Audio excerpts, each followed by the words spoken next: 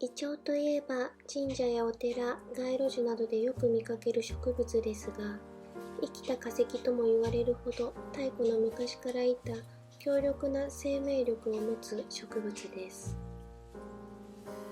栄養素が豊富で健康維持に役立つことから注目を浴びつつあるイチョウの葉のエキス。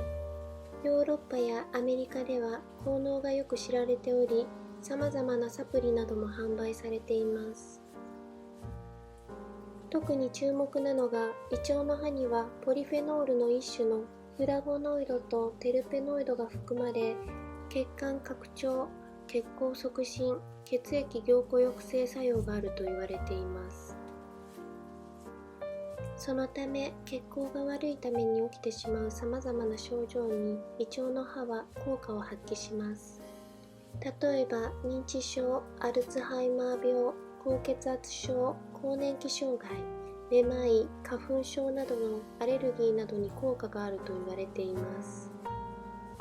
今回はそんなイチョウの葉を使ってイチョウ葉酒を作ってみました。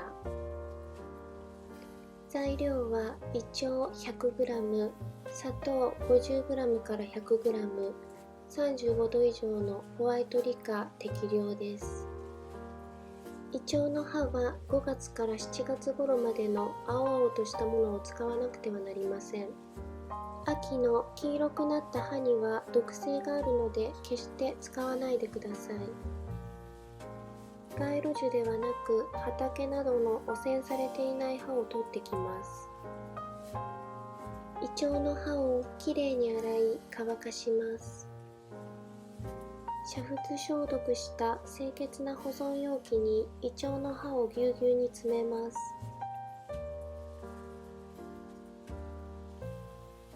砂糖 50g から 100g を入れます。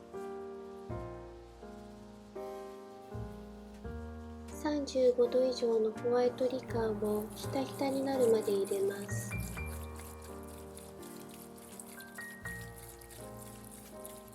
容器の蓋を閉め、冷暗所で保存します。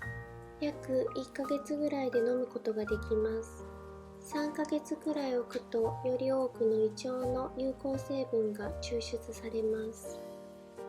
水割りやお湯割りなど、お好きな方法でご飲用ください。そのままだとアルコール度数が強いので、3から10倍くらいに薄めると飲みやすくなります。